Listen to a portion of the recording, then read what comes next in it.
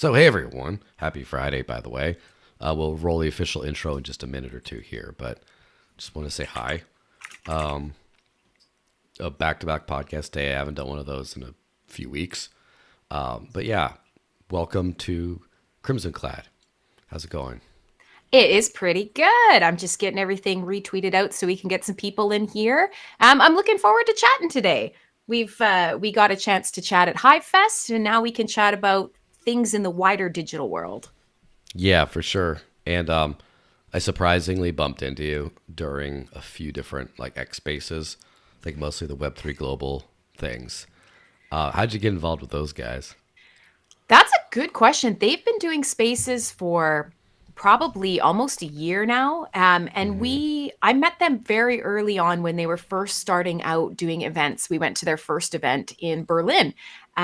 And since then, we've just been working with them. We really like seeing smaller groups that are starting to gain momentum and grow. And yeah, they've really come up this year. They've done almost 200. I think in the next couple days, they're going to hit their 200th episode of their X Spaces. They've done multiple events all around the world. They've got an event coming up in Amsterdam next year and potentially another in Southeast Asia. So it's one of those things where anytime somebody new is trying to do something in the space and we get some new voices and we get people who are encouraging and lifting up projects, that's where I want to be. I want to be around those people for sure. Yeah, sounds good. I ran into him because sort of the guy who more or less a little bit of a difference, but had the same ish job as I do now before, Mm-hmm. Ernesto Contreras, who moved on Yes. to do his startup.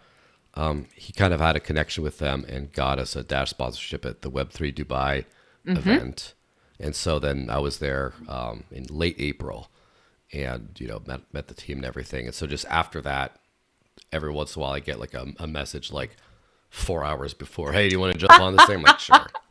And Yeah, so, admittedly, it is a yeah. little seat of their pants for sure. Ernesto, I met him at that event as well. He's a lovely Were you person. there in Dubai? I helped moderate a bunch of panels. I did a Nice. keynote. Yeah, so Did you see the dash booth there? I did. In fact, somewhere around here, I have you guys were giving out really cool Yeah. lanyards. So So you I got a so lanyard. I got some swag. did you and I actually say hi to each other? Do you I remember? Because don't I think was so. there. Were you? Yeah, I Were was the you down?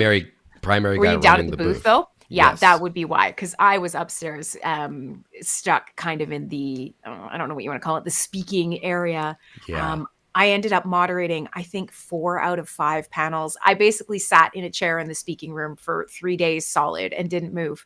I saw nothing of Dubai, like literally Yeah. nothing. I flew in, got to the event, the rain started falling, and I pieced back out again, and that was it. Yeah, understandable.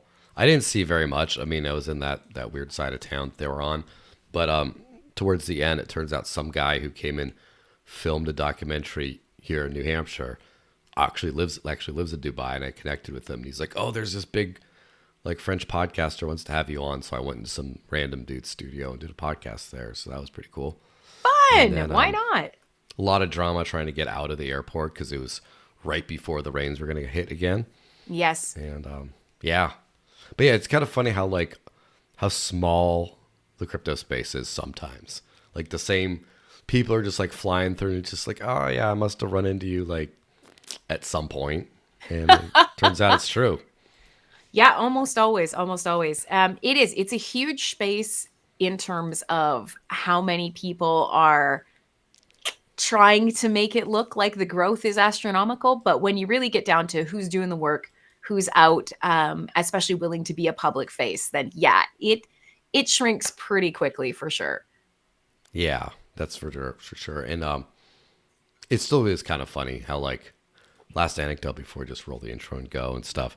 But when I was in Nashville for the Litecoin and Bitcoin conferences there, I'm just walking down the street and go to the coffee place to get a coffee. And some guy's out there smoking a cigarette in front of the coffee place. He's like, "Oh, hey," and he like calls me out by name. I'm like, "Who's this guy?" He's like, "Oh yeah, I don't know if you remember me, but we've been."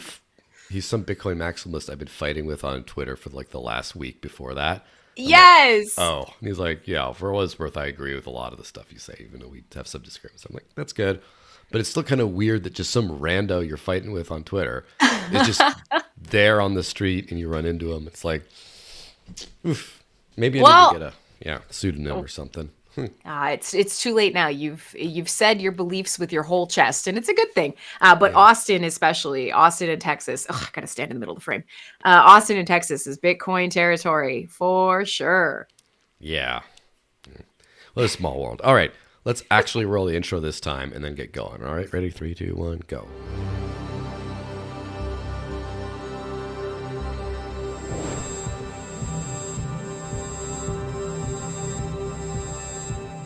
So, hey everyone, officially, happy Friday. Welcome to the Digital Cash Rundown. I believe this is episode 172. So it's a weekly show, and I've skipped a few weeks due to various reasons like travel and health. But that's like at least 172 weeks in a row. Been doing this, not too bad. I'm joined by the one and only Crimsonclad from the wonderful Hive community. How's it going? I am doing well. I'm excited to be here. Thanks for having me. Yeah, absolutely. And I have to say, personal, heartfelt thank you for having a reasonable microphone and camera setup. That's actually, you don't always get that, and I very much appreciate it. You know, in the Well, end result. yeah, it's one of those things. I'm still not. I'm looking a little ghostly. I can see it's always one of those things when you're staring into your own face. It's That's called real being rough. Caucasian. It It happens. it's not even that. Like I am pale, pale. But just before we did that last stint of traveling to get around and go to all the events, I had a catastrophic hard drive failure. Oh no. So as of this morning, I was going to plug everything back in and get it set up. And unfortunately, we're not quite where we need to be with the overall look. But you know what? It's better than a potato. Yes, it's much better than the potato, which is rare in these parts, if you know what I mean. I do. And I have to say, like, my setup is not that advanced. Like, I just got a basic Logitech webcam, and I got this, AT 2005 Audio-Technica mic that's like $60 or whatever, USB mic. And that's it. And it's not that hard, people, to just get this. This is the bare minimum. I'm doing the bare minimum. Yeah. It's one of those things where it's the ubiquity of everything. We have every device has a little microphone, it's got an earbud, it's got a screen. Like it's good enough. I'll join you from my phone, but I'm going to be sitting on the side of the freaking interstate or people just we take it a bit for granted for sure. It's not like at the beginning of the pandemic where everybody went out and bought expensive stuff and put on a full face and dressed appropriately. We've Yeah. slid back to a middling section now where Maybe- we're kind of a gong show. Maybe I should record this from my truck. Yeah. It's like, let me tell you about these people. One of those. All right, let's get into the stuff. So first, of course, I have to do my shilling for Coin ATM Radar because they very graciously decided to sponsor the podcast. They came to me. I was not looking for sponsors, but they just said, we like your message, we like what you do, and we don't think we're going to make money off of this show, but we might as well throw some money at someone who we like. So I'm grateful for them for their financial loss, which is my financial gain. So, Well, cheers to them. yes, this podcast is sponsored by Coin ATM Radar. When buying crypto with cash, an ATM is much more reliable and safer than meeting some random person in a random place. And unlike an exchange, which could freeze your account, you truly own all the crypto you buy. With Coin ATM Radar, you could find crypto ATMs and other services where you could buy or sell cryptocurrencies for cash. On their website, you could search by coin, address, if the ATM supports selling as well as buying, and you could also search by geo area, such as country, state, or city. You can also check and compare actual current fees at different ATMs. To find out more, head over to coinatmradar.com, which is coinatmradar.com. And I do like to include an anecdote sometimes, but when I was just at Hive Fest, because I don't have a bank account, right? And so I Right. just have crypto. And in my little world, I've figured it all out. Whenever I travel, there's always a little bit of a nerve wrack of like, how do I get this to work? In Western Europe and in Dubai, there's like the prepaid card type things that have NFC and everything that I like can like reload with crypto. All that works super smooth. I've noticed that Croatia, outside of at least the downtown touristy part of Split, is a little bit more like there's a lot of cash only stuff. So thankfully, as soon as I landed and I got on the nice bus because I wanted to just see the city on the way into town, I found on ATM Radar there is a shitcoins.club ATM in the Mall of Split. It's shaped like a big Bitcoin symbol. And so I just went there, sold a little, like 200 euros worth of Dash and just spit it out. And then I just, that's what I lived on during that time there. And it worked quite well. So it's not just that I'm shilling some random thing because I like them and they retweet my stuff and they decide to throw me a bag. I do use them too. So just want to clear that part out.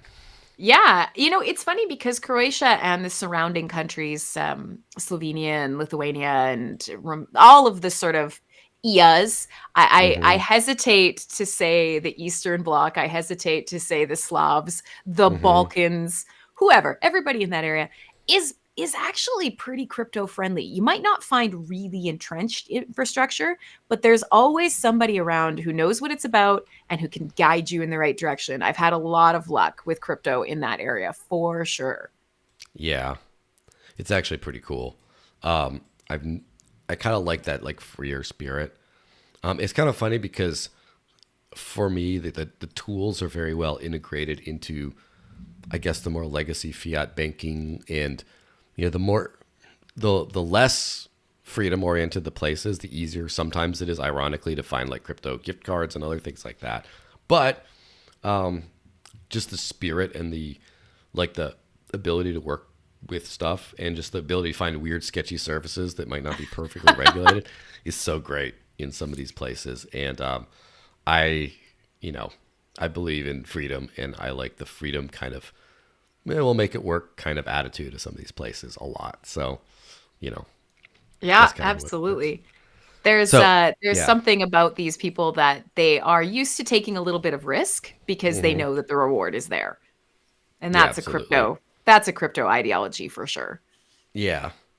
And I mean, in my earlier life, I grew up in the north of Mexico and dealing with like bribing border guards and stuff because you did that back then and all that. And like, I get the, we'll make it work. We'll figure something out kind of attitude.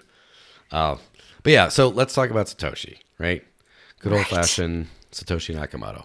So I'm just going to highlight this article from a friend of mine who says, please stop speculating who Satoshi Nakamoto is. So agreed. The HBO had a documentary out, and there was a lot of speculation who they thought Satoshi would be, and it ended up being Peter Todd, supposedly. And Peter Todd instantly was like, no. Nah. And everyone else. And I don't think anyone seriously believed that was going to be Peter Todd. No, I think the front runner that I saw from a lot of my circles was Len. Yes. A lot of people were considering it was Len Sassaman. It bothered me how much speculation there was. And I'm not going to lie, that is also a crypto thing where we're going to make an announcement of the announcement of the announcement because an announcement is coming. And so, yeah, it's in our nature to speculate. But God, but do we have to? Do we even have to? Yeah. I kind of felt like that in particular was much more like normie stuff. Like, I don't think anyone who's in crypto was speculating at that point. I feel like that was more like the normies like, oh, guess what? We know Bitcoin's, and the normies have no idea how much this path has been trod before. Just like, Well, and it's funny. cringe normie bait, especially when they're like, oh, maybe Peter Todd, and everyone in crypto is just like, like instantly cracks up. Well, and it's funny that you say that because my question, as we were thinking about coming into this and this topic was, who was this made for? Because this certainly wasn't directed at people in crypto. It wasn't even directed at people who are like crypto curious. Like, was this just meant to be like, ooh, I know you think crypto is scary, completely normal people who have heard of it only in passing, but we're going to demystify it and take the only interesting face away and give you all the info about it, and you can just put it away. I mean, I'm not sure who the target audience for this whole thing was, other than turbo normies. Yeah, I think that it is for turbo normies, honestly. Except, well, I think it's half. If they did this intentionally, it's half for turbo normies, half to trigger rage watches by crypto people, being like, how are they going to screw this up this time? And then they come in like, it's not that guy. And everyone watches it anyway. Well, and it is, that's actually probably exactly it. Now that you've said that, it really, we are awful about being rage baited. And that's, not just a crypto thing. That's a human thing. Like It's a hate nerd watches. thing. Yes, we hate to love to hate. Like we're not proud of it, but it's a truth and we'll do it anyways. So yeah, I mean, it's probably incredibly smart marketing, but it just, in my eyes, it's such a strange story to go for in a space where there is so much sensationalism, where there is so much over the top personality. I mean, think of all the personalities we have. And that's the thing that you've kind of touched on, because for a lot of people, it might not grab you. And I'll be the first to admit, I didn't watch it. I didn't watch I it. didn't. So I can't Freaking tell you watch how that. they framed this story or how it is that they've couched the evidence and whether it was truly engaging and interesting. But it just, yeah, a really fascinating thing. And I'm so skeptical now being in this space. And it's what led me to this space, but also certainly has been refined here, is like, this is very clearly part of somebody's agenda to either discredit one thing or push another thing, or there's certainly got to be a reason that this suddenly came up and HBO spent all this time doing this. Yeah, I'm going to take the less conspiratorial angle on that and just say, like slow news day kind of thing. They're just like, oh, crypto's big now. Presidential candidates are talking about it. Who made Bitcoin, by the way? We don't know. Oh, what if we did a documentary about who it is? And then they just like, because you don't know, Satoshi's not going to come out and say no, because Satoshi's just long gone or dead or whatever. And so now that Satoshi cannot correct the record, anyone can just like resurrect this nonsense every few years and be like, whoa, what if it's this one? And then rage. You mean like our favorite person, Craig? Fun fact. I was the journalist for Cointelegraph who broke the story when he came out as Satoshi. And Delightful. yeah, Delightful. that lovely connotation. And a lot of us should, I guess, revisit that claim and realize that it was at the time one of the more credible Satoshi claims, because this is someone who had like actual ties to the early Bitcoin times and actually convinced some really significant early players. And it's just like, oh, this could be it. And then like, I thought, because I didn't have no idea who Satoshi was, still don't. But I was like, okay, so I guess it's this guy. And after a couple months, I'm like, I don't really think it's this guy after all. This guy's a little weird. There's some red flags here. And then That's now the journalism. whole circus. And yeah, there we go. Yeah. But as I pointed, the only reason I highlighted that article in particular is because my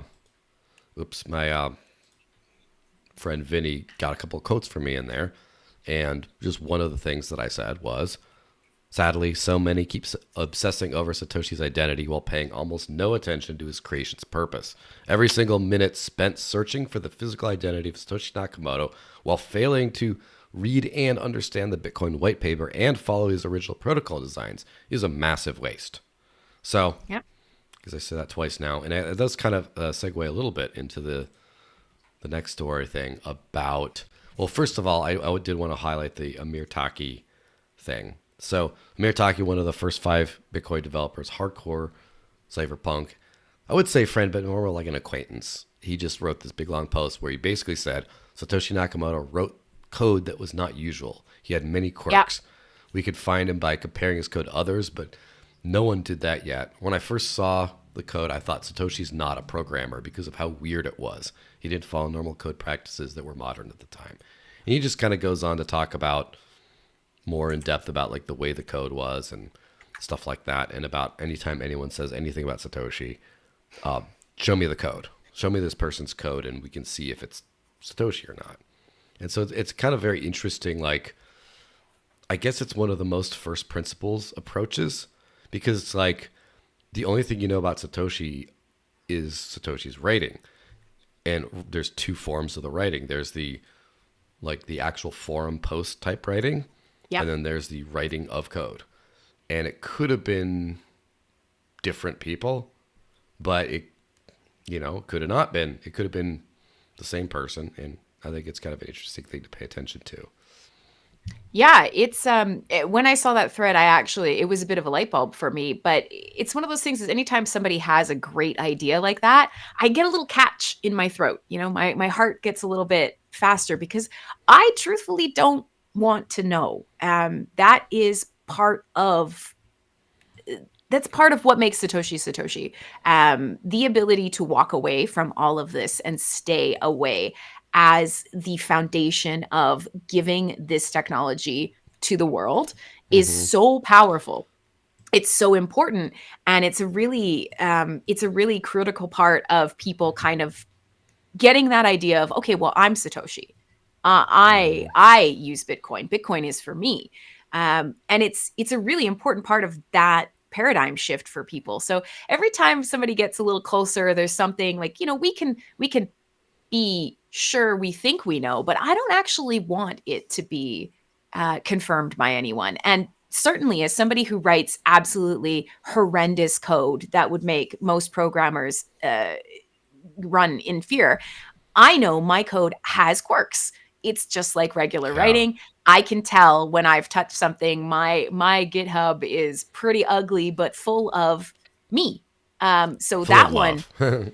full of love. Absolutely. Really janky love. But so as soon as I saw that thread, I thought, oh shit, that is something. That is a really great point. And now I have to not look at the code ever again. Yeah. And also, like, that might be an interesting historical kind of facet of this because in the future, when you have so much that's going to be so many big pieces that are written with like GPT and other tools like that, there's going to the entirety of the code. You'll have to be looking at the stitching together of different Mm-hmm. pieces for those quirks. Whereas just mostly it'll be like these blocks of code is just the way it spits out. Whereas back in the old days, of like just a few years ago, people had to actually like, type it out, and you could see all these quirks. Oh, for sure. And the way that people approach problems is very different. The way that the large language models, I hesitate to call them AI because we're not quite there yet, but the Mm-hmm. neural networks and the large language models and the learning models and all that, the way that they handle things is to optimize. And so you will have a standardization towards efficiency and effectiveness, which is great. But as you say, you're going to hit like, there's maybe 17 ways to solve this problem, but there's one optimal way. And the LLM is not going to choose anything but that. It's going to spit it out. The code's going to work. The person's going to use the code. And all of a sudden, we're going to lose a lot of those side shoots and the way that people approach coding. And that's Mm-hmm. crypto too. Yeah, it is an interesting thing. But like on the subject of like Satoshi and Satoshi's vision, not ESV, I'm not talking about that, but like and all that kind of good stuff. This Bitcoin archive thing posted a poll that said if MicroStrategy built a Bitcoin bank with an exchange and other banking products, would you use it? And 80.5% of respondents out of like almost 5,000 as of right now said yes. And it got a little sad for me. And so my take on that was, Satoshi's rolling his grave because overwhelmingly Bitcoiners are happy to jump right back into the banking enslavement system. That's my take. It might be a little spicy. I'd be more than happy to hear what yours is. Well, you and I have very similar thoughts on individual freedoms and self-sovereignty and the ability to choose and risk levels and all the rest.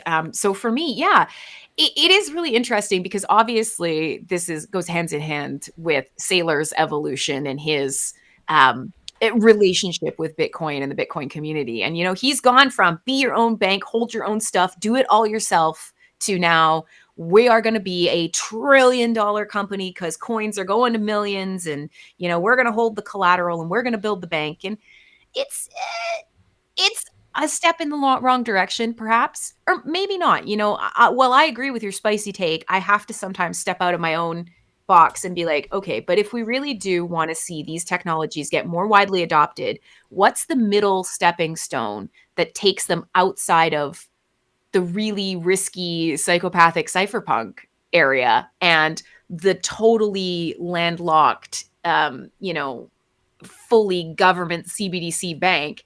What's the middle step? Is it Michael Saylor's essentially CBDC functions of Bitcoin because he's now tied it to a banking structure that is modeled on the legacy system? It's a tough topic, but my gut would be absolutely not. The only reason I have Bitcoin is because you can't have it. That's it. So That's the no. way it should be. No. Yeah. It's kind of funny how there's the realist in me realizes that there's a lot of there's a lot of interim services that aren't really 100% pure cypherpunk, but does get people moving. Like, for example, Coinbase, right? Coinbase is the ultimate example. And I'm much more skeptical about Coinbase today than many years ago, because they're in the very, very beginning to basically provide an on-ramp to a massive chunk of the crypto world. Even though they acted as a crypto bank, and they still do, then they still were super, super valuable in the early days of crypto, even though there's a principal compromise because of a centralized exchange, whatever. Today, they're doing some shady stuff, and I don't really like the base thing, and just all that stuff is, I feel like they're kind of taking crypto back in some ways, but at least in the early days, that's much different. However, from where we were in say 2014 to today, and then we're trying to get people, I unbanked to live on Bitcoin first, right? That was 2016. Yep. And the fact that I know others who were at the time, I know others who are today, and the fact that we're trying to turn Bitcoin into a bank again today, it's a massive regression. It's not just that it's not according to my little picky up principles and stuff. The collective, as far as I understood, for most of Bitcoin's existence principles, it's against those, and it's moving Bitcoin back from where we were. This whole Bitcoin bank stuff, if that's a 2014 idea, that's fine. But by 2018, 19, we should be past that. But now we're going back to that. I have zero love for Saylor personally. I kind of feel like he figured out Bitcoin was something he could exploit to just grow his company and get fiat rich. And unfortunately, he seems to be running Bitcoin right now. He's the number one Bitcoin influencer by a mile, and he actively influences the development of the protocol in that he's actively prevented ETFs from donating to Bitcoin open source development. And I kind of I feel like personally, I've moved on from Bitcoin a while ago, but especially this last year or so, I feel like it's kind of Bitcoin lives on through its children now. It's kind of buried in the grave, kind of. That's kind of maybe that's a sad pessimistic take. I don't know, but whatever. It is, but it's warranted. And I'm not out of Bitcoin yet, and I think part of that is nostalgia. I'm still holding my first coins, and while I haven't unbanked to the degree that you have, yes, my first Bitcoin was 2016. I actually got ETH before I got Bitcoin, which is wild, but it's because I live in Vancouver. And Vancouver was a very ETH centric town very early on. But I certainly am frustrated with the ways that you have to use Bitcoin. And in my day-to-day life, I use crypto fairly often. I don't use it at all. I have now kind of, whether I like it or not, I have kind of unwittingly stepped into the role of, it's a store of value. So I hold these coins. I love them. Yes, they've done well. But I don't think of them as my everyday money. And that was the point. that's why we're here. And of course, now I use quite a few privacy coins. I use Dash, I use Litecoin, I use Hive, things like that. And my Bitcoin is, I don't know what to call it. I don't want to call it a relic. That's a bad term, but it is couched in nostalgia.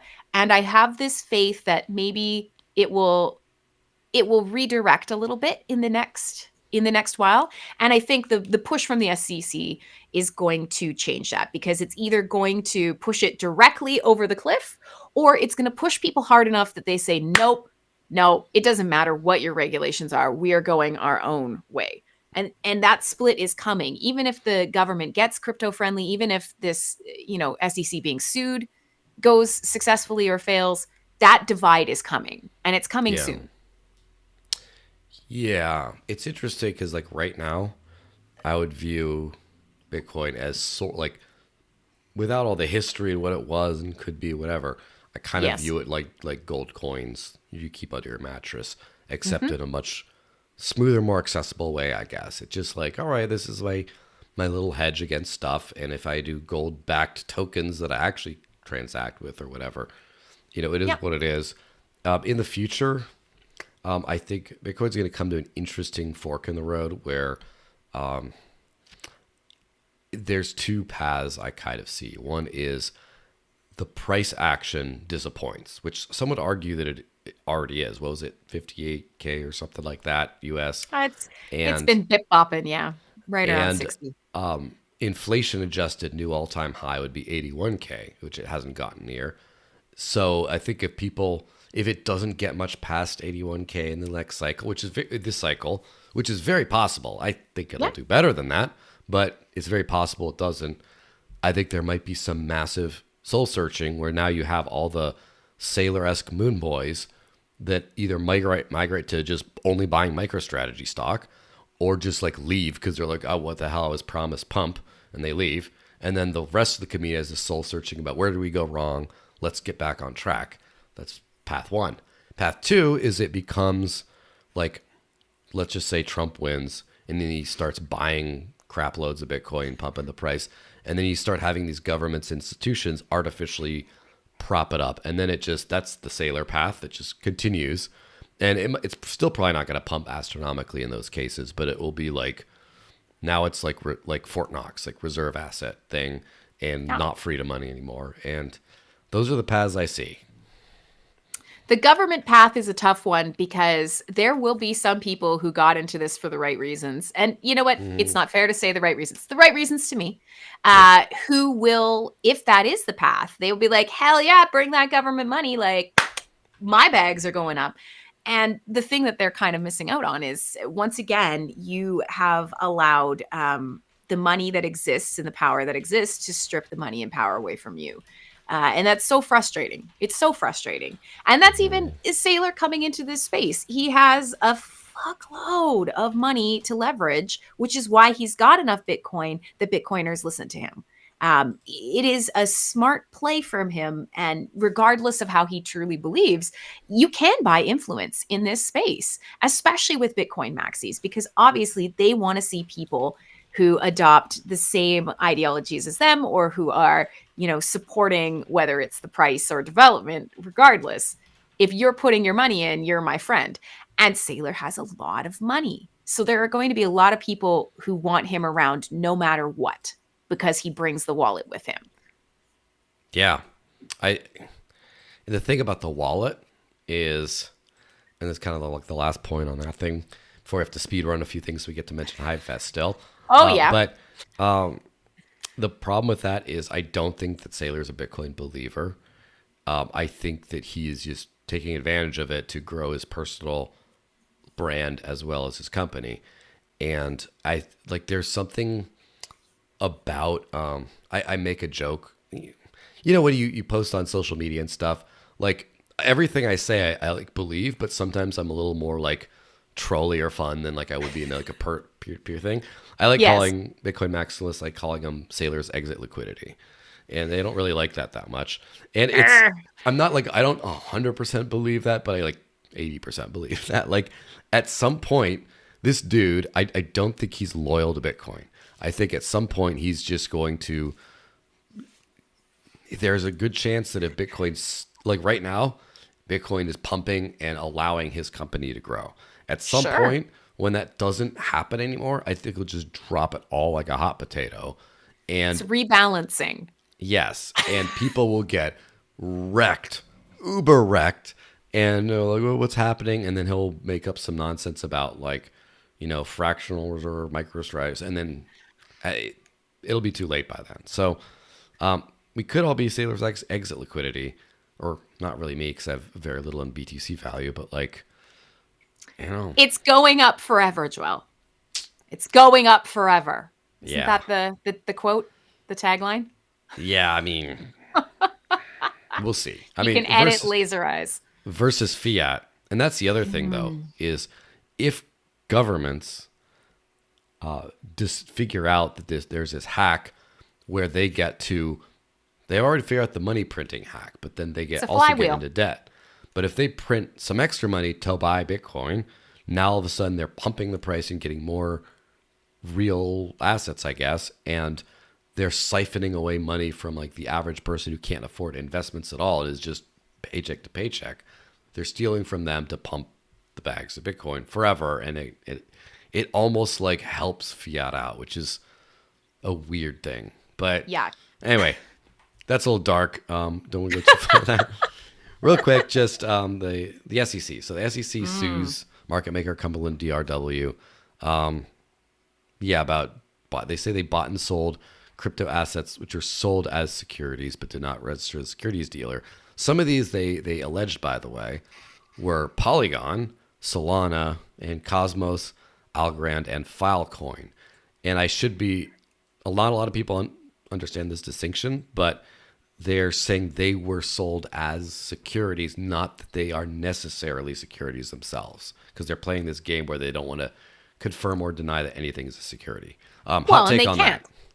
They can't. They can't confirm or deny that. They have no solid rules. They pretend that they've got a set test for securities. They do perhaps in the real world in the stock market. But Internally. here in meat sack world, and yeah, exactly, in The their flesh own space. building. But in this space, they have not credibly been able to defend any position that they've put forward. And you're right, there's some really disingenuous language around this, and it's very specifically chosen to try and hold up in US court. And the thing that is happening now is the crypto space is walking away. And that sucks because the US has some of the greatest talent, the most resources, and there's plenty of people still building there. But you are seeing expats, you are seeing people go anywhere else. Companies are leaving. Everyone is just going, cool, we just won't be around you. And it makes me sad, but at the same time, my God, I think it has to happen. I think that's one of the reasons we've seen the flip-flop in the presidential candidates is they're realizing you're losing the best, the brightest, and the richest, and you're losing them fast. Yeah, and it is kind of very interesting how I think that like the way things are going in the U.S. political scene was seen as like not beneficial to a lot of parties because like I have some friends who worked on like the 2016 Trump campaign, for example, and like I know some people in that world, and like the man himself and his positions has changed a little bit since 2016, but the people around him are night and day different. And I think the reason for that is it has nothing to do with him and his campaign. It has everything to do with people realizing there's going to be one of two outcomes of the election. One of these is majorly screwing our business over. And so we're all going to pile in, whether it's Elon, whether it's the Winklevoss twins, each and Jesse Powell Kraken, just each of them giving a cool million to the Trump campaign, and just like all, Bobby Kennedy, Tulsi Gabbard, like all these people, just like Vivek, of course, just piling in behind him, not because of him, but because of who he's not. And so it's a super strong. I think it's kind of like a last ditch effort of like we do this or we take our business out of America, and it's much easier to keep it here. Let's try that first. And if we just cannot win, we're just like, I think we're going to see a massive capital exodus from the US if, the Dem side wins, unless they make some very strong assurances very soon that they're going to change the way they're doing business here. Yeah, absolutely. I don't have much to add to that. It's one of the things that, when I'm working with exchanges, when I'm working with businesses in North America, it is the sticking point. The amount of legal due diligence and things like that we get mired in day to day is wild. And it's not that we don't want to do it. It's that there is no right way. There's no winning. There's no guidance. And it's a lot of wasted time and effort in a lot of cases, because you can do everything right and still have, a dart thrown at you by the SEC that says, well, they kind of just presented it a way we didn't like. Yeah. Christ. And I like friends and neighbors who ran library, and I went to those court hearings locally with the SEC, great. and I experienced it firsthand, the weasel words, the talk of this, and just like, you could tell, like, if you've been in enough professional environments and heard enough people talk, you can read between the lines of what they're saying and like the intentions. And the SEC was clearly came with a, let's just like hit them as hard as we can kind of attitude. And every outcome with the judge was just like, can we get more? Can we get more? And Odysee was a different project than library, even though it ran on the library blockchain. Yes. And the SEC, I remember when they were trying to get at them too, and the judge ultimately said, no, hands off. But they were trying to take them, just take it all out. And then now Odyssee's transitioning to the Arweave blockchain, because library is basically a ghost town. But it's not good. It's definitely did not leave a good like pride in the U.S. justice system taste in my mouth. Not that I had one anyway, but a little gross. Yeah, it is. It's rough. Well, speaking of which, let's hit on the FBI thing real quick before we talk about happy things. Yes. This is crazy. Just in, the FBI created Next Fund AI, a crypto token to catch suspects in a crypto fraud case. 3 market makers, ZM Quant, CLS Global, and MyTrade, are charged with allegedly wash trading or conspiring to wash trade for the FBI investigation. Hot take. What do you got? Is anyone surprised? Is anyone surprised? I mean, maybe we should be. Between the CIA and the FBI, it is shocking how much meddling and how much absolute chaos they enjoy causing. And very rarely is it actually to the benefit and to the betterment of the country, which seems wild to me. Now, that being said, obviously, really shitty market makers are a plague. They are. And this space has a lot of completely fake volume and has so much manipulation. It's problematic, sure. But, doesn't the FBI hold like titty butt bingo bongo 69 coin or some dumb thing like that? Like, now that they've exposed their wallets, you can see they're playing the game as well. We're catching the criminals and stuffing our bags full of every dumb token out there in the hope of a moonshot. A wallet with associated your with money. the FBI currently owns 1.734 billion tokens of a coin called Porn Rocket. Porn Rocket, right? Let's obviously. hope that doesn't get me demonetized on YouTube, but whatever. Yeah, sorry. We're like half an hour in. Usually they stop after the first 10 minutes. Isn't that the no-no zone where as long as you don't really go wild?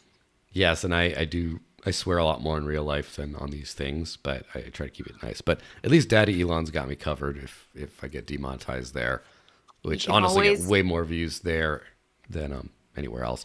But so the interesting thing about the FBI, first of all, I know they've done this exact same type thing for a few of my friends in peer-to-peer cash for crypto trading, where they've been trapped. And a couple of my friends, Mark Hopkins, who's been on the show before, he's out of prison, thankfully.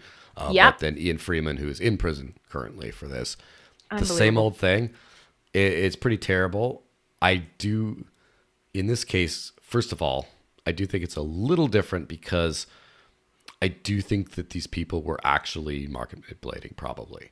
Not that I think that they should necessarily go to prison for it or anything, but like everyone knows this kind of nonsense happens in crypto.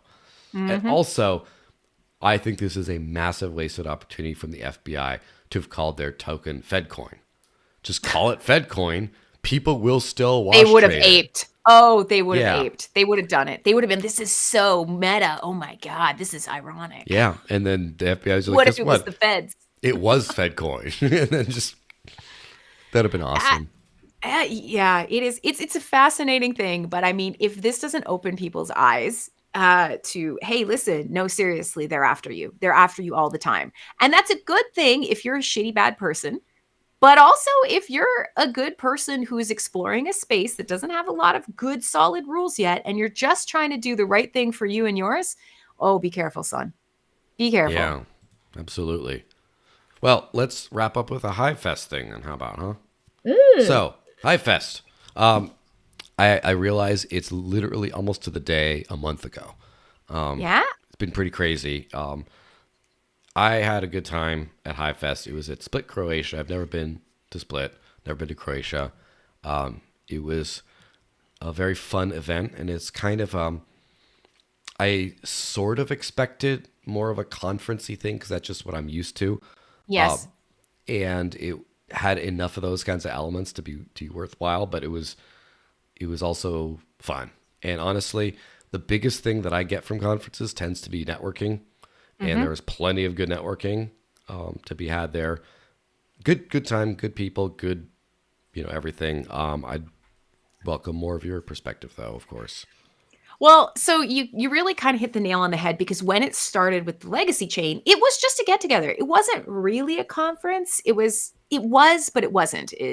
That's always kind of been the vibe, is we have this insane community around Hive. These are people who are either crypto native or who have come through and have made friends and relationships. And these bonds are so strong that it is not hard for us to get together a gathering between, 100, 200, 300, 400, 500 people around the world, totally different locations every year. It's wild.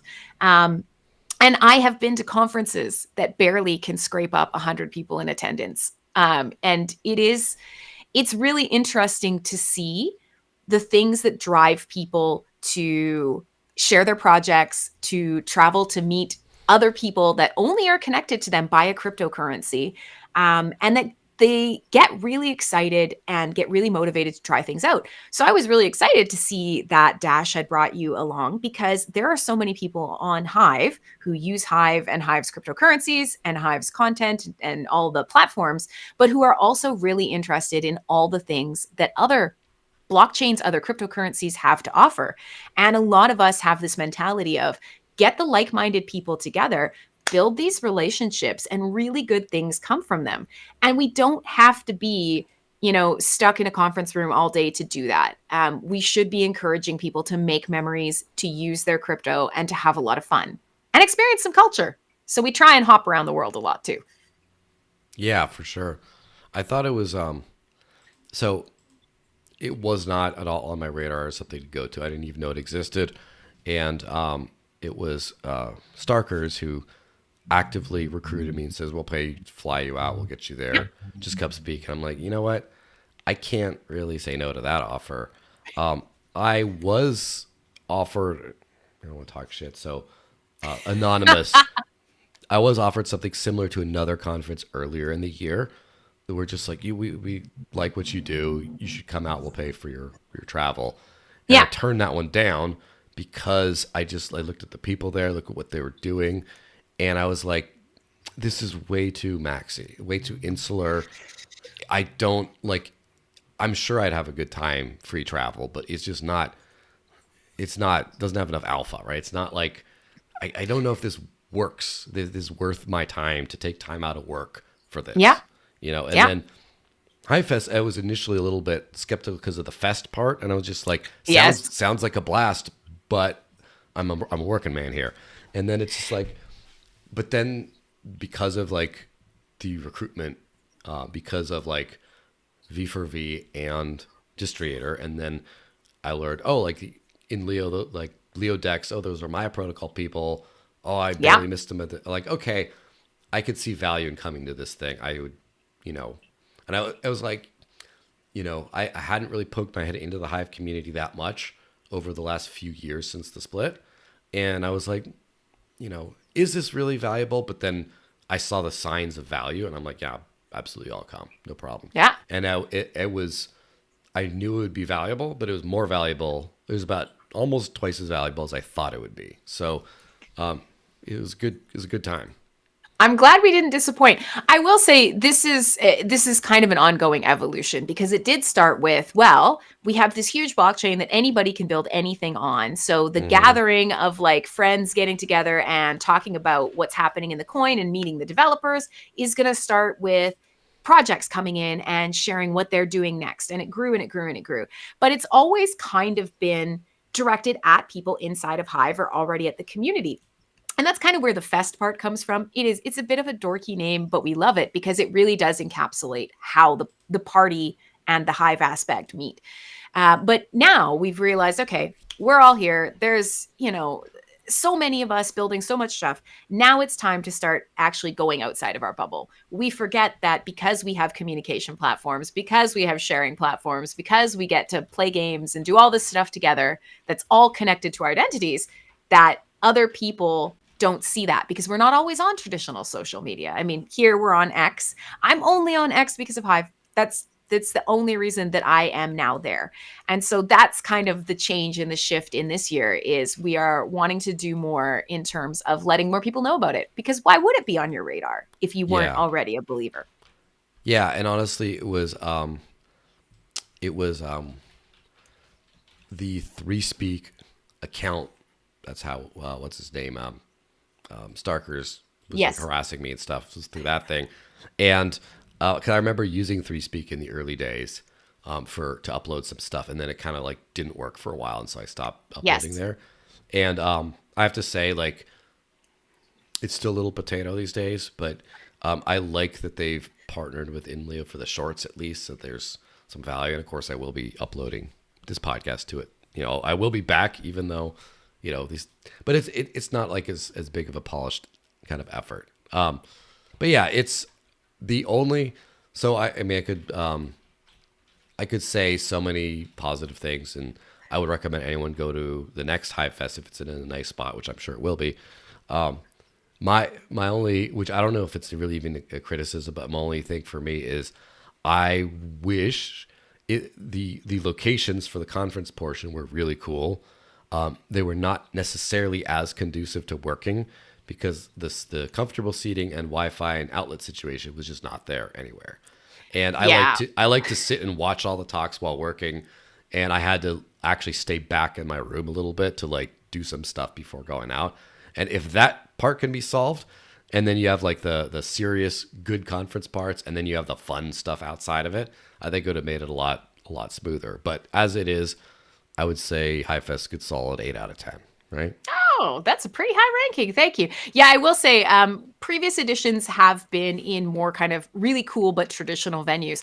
I loved the castle, but man, oh man, trying to run the Twitter feed and everything was just like, you're crossing through the dungeon and dodging tourists. And it was a really cool experience. But yeah, I guess we just didn't really think about the fact that you're buried under tons of boulders. Maybe the Neener is not going to be the best.